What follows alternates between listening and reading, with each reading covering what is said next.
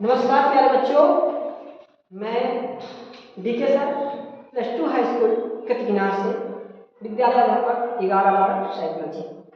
आज हम लोग सुरक्षित परिवार के बारे में जानेंगे और हम लोग का फरवरी का द्वितीय सप्ताह का सुरक्षित परिवार द्वितीय सप्ताह का टॉपिक है कि कुपोषण से होने वाली परेशानियां एवं उसके समाधान के संदर्भ में जानकारी। टॉपिक हम लोग का है, देखेंगे टॉपिक है कुपोषण से होने वाली परेशानियां एवं उसके समाधान के संदर्भ में जानकारी। चलिए इसको हम लोग समझेंगे कि कुपोषण क्या है। तो पहले समझेंगे कि कुपोषण को मतलब खराब और पोषण मतलब आहार, यानी आहार की पूर्ण मात्रा नहीं है, कहीं ना कहीं दूषित है, कहीं ना कहीं कम है। तो इस बात को समझना है। उसी में अगर हम सु लगा देते हैं तो सुपोषण यानी उत्तम आहार। तो पहले इस बात को समझिए कि कहीं ना कहीं प्रॉब्लम, दिक्कत, परेशानियां आती है। ये सारी चीजों को हम देखेंगे कि भारत में कुपोषित की प्रतिशत कितनी है और हमारे भारत के अलग अलग राज्यों की स्थिति क्या है। तो आज हम इस टॉपिक पर चर्चा करेंगे और इसको दूर करने के उपाय के बारे में, समाधान के बारे में जानेंगे और इसके बारे में जानकारियां प्राप्त करेंगे कि कुपोषण वाले व्यक्ति कौन है, उनको पहचानने की विधि और सारी चीजों को हम लोग जानेंगे। देखिए पहला पॉइंट इस तरह के है कि कुपोषण के कारण कई तरह की रोग हो सकते हैं। तो कुपोषण के कारण बहुत सारे बीमारियां हो सकती है। एनीमिया पहला पॉइंट देखिए, एनीमिया। दूसरा घेंघा रोग, इसका बेरी, अस्करी और क्वासियोकर, रतौंधी, लागरा, सूखा रोग तथा गंडमाला। ये समझेंगे आगे। बस इतना हम लोग को समझा देंगे कि एनीमिया जो होती है, एनीमिया किसकी कमी से होती है। तो रक्त में लौह की कमी आ जाती है तो एनीमिया, और लौह के लिए हमें क्या क्या लेना चाहिए, ये सारा पॉइंट्स आप लोगों को बताएंगे। पहले जानेंगे कि ज़्यादा पालक, सेव, ये सेव में ज़्यादा मिलता है, पालक में यानी हरी साग सब्जियाँ भी खानी है, पालक में ज़्यादा मिलता है, ठीक है। और गुड़ में भी मिलता है हमें आयरन। तो आयरन मिले जहाँ से हमें ये बीमारी कम हो। ये ज़्यादातर महिलाओं को ग्रसित करता है, महिलाओं में ज़्यादा होती है, लेकिन याद रखिए कोई जरूरी नहीं, लेकिन ज़्यादातर ध्यान रखिए। दूसरी बात, घेंघा रोग होता है, ये आयोडीन की कमी से होता है और आयोडीन युक्त भोजन हमें करना चाहिए। आयोडीन की कमी ना हो तो इसको हम दूर कर सकते हैं। पहली बात, एक बात और ध्यान रखेंगे, जितने समुद्री तटीय लोग होते हैं, समुद्री इलाकों के लोग होते हैं, उन लोगों को ये कम दिखा गया, घेंघा उनमें कम पाएगा। क्यों?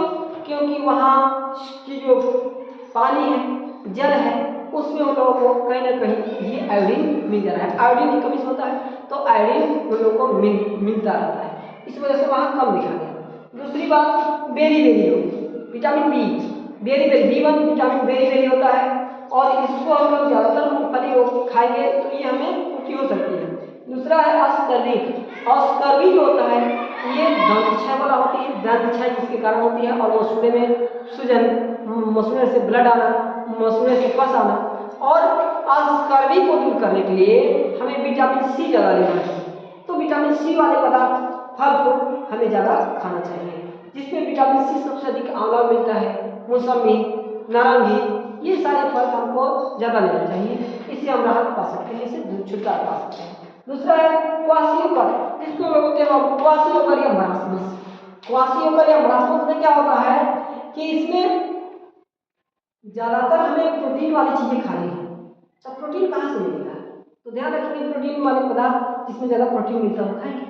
तो याद रखेंगे प्रोटीन हमें सबसे ज़्यादा किसमें मिलता है, तो मशरूम आपको खाएंगे, मशरूम। तो मशरूम में प्रोटीन ज़्यादा मिलता है, भरपूर होता है। और दलहनी पौधे में मिलता है, सोयाबीन में, राजमा में, यानी जितने दलहनी पौधे होते हैं उसमें ज़्यादा मिलता है। तो ये सारी चीज़ें हम खाएंगे, पौष्टिक आहार खाएंगे, जिससे इससे हम छुटकारा पा सकते हैं। और रतौंधी आप लोग जानते हैं, रतौंधी विटामिन ए की कमी से होती है और ये नेत्र का रोग होता है। तो इसमें हमें क्या लेना है, तो विटामिन ए वाले जो भी फल फ्रूट्स होते हैं और ये पदार्थ जो होते हैं हमें ज़्यादा लेना चाहिए। तो विटामिन ए सबसे ज़्यादा गाजर में मिलता है, तो इस मौसम में तो ज़्यादा गाजर मिलता है, गाजर खाएंगे। और पका पपीता में मिलता है। और सारा विटामिन से हम लोग का दूध में मिल जाता है विटामिन ए। और ध्यान रखिए, दूध में तो लमसम सारे विटामिन मिलता है, सिर्फ केवल विटामिन सी को छोड़ करके, क्योंकि अगर सी उसमें मिलेगा तो दूध फट जाएगा। इसलिए अगर दूध में हम लोग नींबू डालते हैं, नींबू, तो वो दूध फट जाता है क्योंकि नींबू में भी विटामिन सी मिलता है। चलिए आगे बात करते हैं। तो इससे अब आप पा सकते हैं। और पिलाग्रा है, सूखा रोग है और गंडमाला है, ये सारे रोग को भी हम लोग दूर कर सकते हैं। समय ज़्यादा हो जाएगा, अभी हमारे पास और पीपीटी है, उसको देखेंगे, समझेंगे, आगे चलते हैं नेक्स्ट पीपीटी पर, समझिएगा आगे। नेक्स्ट पीपीटी है, देखेंगे। चलिए नेक्स्ट पीपीटी है कुपोषण के लक्षण। कुपोषण के लक्षण, इसके लक्षण क्या होते हैं इसको समझिए। लक्षण कम वजन होना, कम वजन होना। नेक्स्ट है ऊर्जा की कमी और संक्रमण के प्रति संवेदनशीलता में वृद्धि, और है त्वचा, बाल एवं नाखूनों में बदलाव तथा ताकत की कमी, थकान, सांस फूलना और मांसपेशियों में कमजोरी। ये सारा इसका कुपोषण का लक्षण है। और इस लक्षण को दूर कैसे करेंगे, इस समस्या का समाधान क्या है, उस समाधान को हम लोग देखेंगे। उस समस्या के समाधान कैसे करेंगे उसको देखते हैं नेक्स्ट पीपीटी के माध्यम से। चलिए आप देखेंगे कुपोषण के समाधान। कुपोषण के समाधान कैसे करेंगे, इसको तो दूर करना है ना, तो कैसे करेंगे समझिए। करें कि स्वस्थ आहार लेना है, स्वस्थ आहार लेंगे कुपोषण दूर होगा। करें कि नियमित व्यायाम करना है, एक्सरसाइज करना है नियमित, समझिएगा बात। नेक्स्ट है स्वच्छता एवं साफ सफाई का ध्यान रखना, ये बहुत जरूरी है। स्वच्छता और साफ सफाई, हमारा विद्यालय साफ, हमारा घर साफ, हमारा वातावरण साफ, इस बात को भी ध्यान रखना है। करें कि पोषण समृद्ध खाद्य पदार्थों को बढ़ावा देना, पोषण युक्त खाद्य पदार्थ ज्यादातर खाना है, ड्राई फ्रूट्स खाना है और पर्याप्त मात्रा में पानी पीना है। इस बात को भी ध्यान रखना है कि पानी में कमी नहीं होना चाहिए, पानी को पर्याप्त मात्रा में लेना है, पीना है। दूसरी बात है कि कुपोषण के बारे में जागरूकता भी फैलाना है, कुपोषण के बारे में हम लोग को सभी को जागरूक करना है आगे। और ये लास्ट पॉइंट हम लोग को मिलेगा लास्ट पीपीटी के माध्यम से, देखेंगे यहाँ नेक्स्ट पीपीटी हम लोग का ये है और लास्ट है।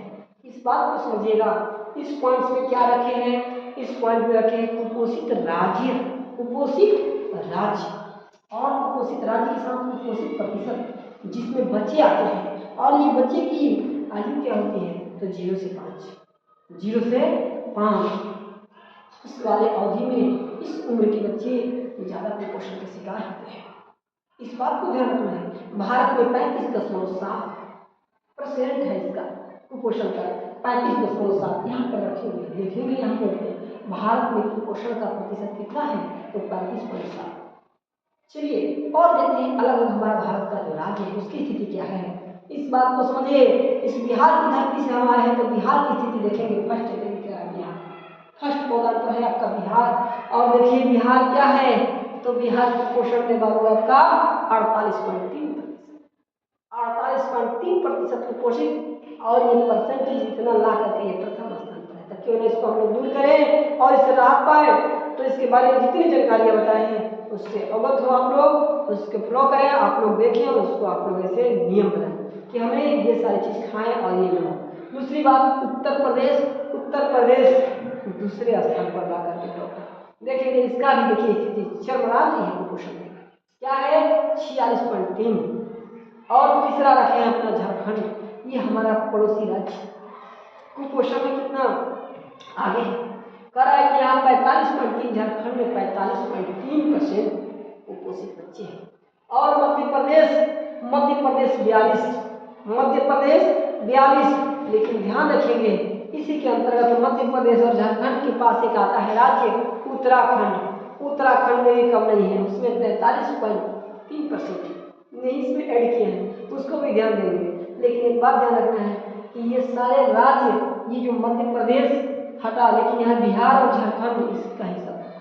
उत्तराखंड की बात करें उत्तर प्रदेश से अलग होता है, तो उसी समय बिहार से झारखंड अलग होता है, बस वही था।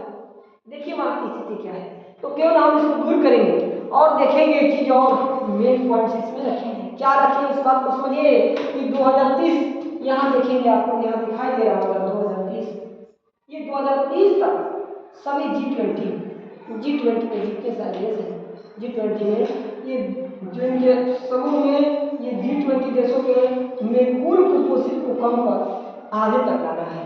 ये G20 कहता है कि 2030 तक हमें तो बस आज के लिए इतना ही, फिर मिलेंगे नेक्स्ट वीक। तब तक के लिए जय हिंद, जय भारत।